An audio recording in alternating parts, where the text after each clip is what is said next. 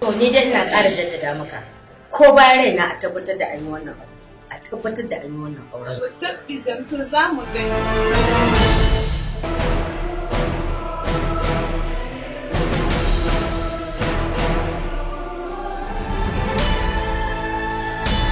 It is an old-fashioned, outdated idea and admonish for a parent to showcase their children into a blind marriage without their concrete affections.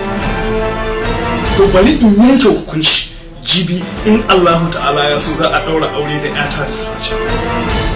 Kuma ni ma jiban za a daura min aure ke kuma ki tafi nasa ke ki saki da. Ai ku ba wanda ya isa ya daura auren nan. Bari ga miki Aisha. Ni ma fa wai san ki nake. Ina ga miki gaskiya. Ni ma kaina ba wai ta in ce zan aure ki ba. Ina bin umarnin mahaifiyata ne. In ba haka ba, ni zan ci da ki har kike zuwa kike ga min wata maganganu.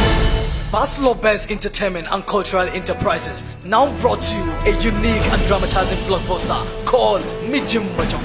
Mijin Hudu. They are bound together throughout their academical period and promises to spend their rest of life together.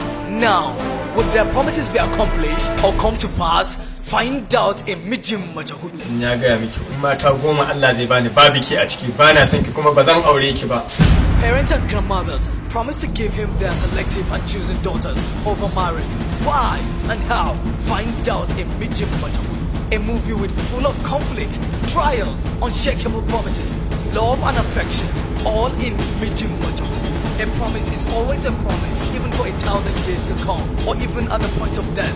And now, with the parents and grandmothers fulfill their all-time promises, find out in Mijin Hudu. Mijin Hudu. Siraju, akwai matsala babba. A Alasan Ilyas Baslo movie starring Abubakar Waziri Badu, Senator Ibrahim Nasir, Awal Sharif Falala, Khadija Abdullahi, Hajja Jummai, Ruma Saw Abdullahi Keti, special appearance A.A. Kano, and introducing the everlasting and ever young actor Alasan Ilyas Baslo. Ni babban mace ce kuma zan ga uban da zai daura auren. Don haka ku je ku tattara kayan ku.